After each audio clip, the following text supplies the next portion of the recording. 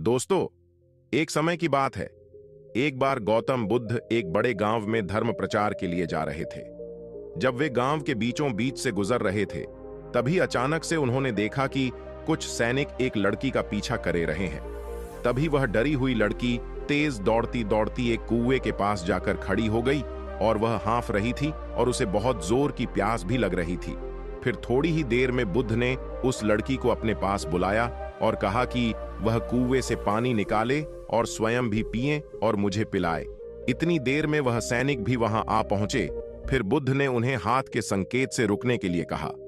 फिर बुद्ध की यह बात सुनकर लड़की ने कहा, महाराज, मैं एक अछूत लड़की हूं और मेरे कुएं से पानी निकालने पर जल दूषित हो जाएगा।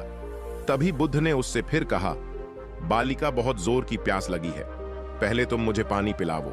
तभी कुछ देर बाद उस गांव के राजा भी आ गए, जिनका नाम सुरेश चंद था। वह बहुत प्रसिद्ध थे। फिर उन्होंने बुद्ध को नमस्कार किया।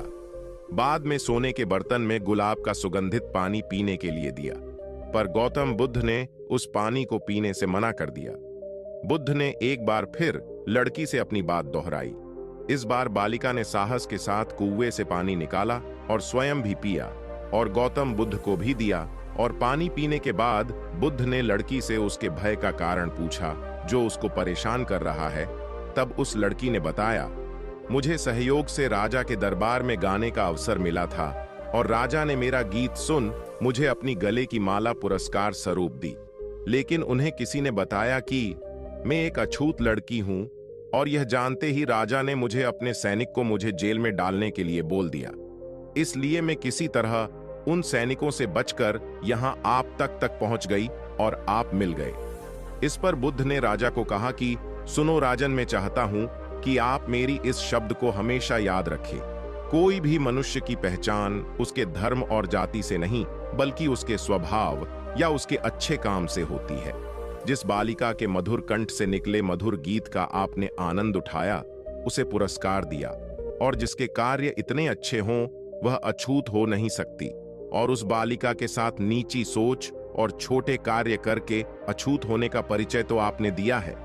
इसीलिए मेरे नजरों में यह बालिका नहीं, बल्कि आप अछूत हैं। तभी राजा बुद्ध के सामने शर्मिंदा होने के अलावा और कर भी क्या सकते थे।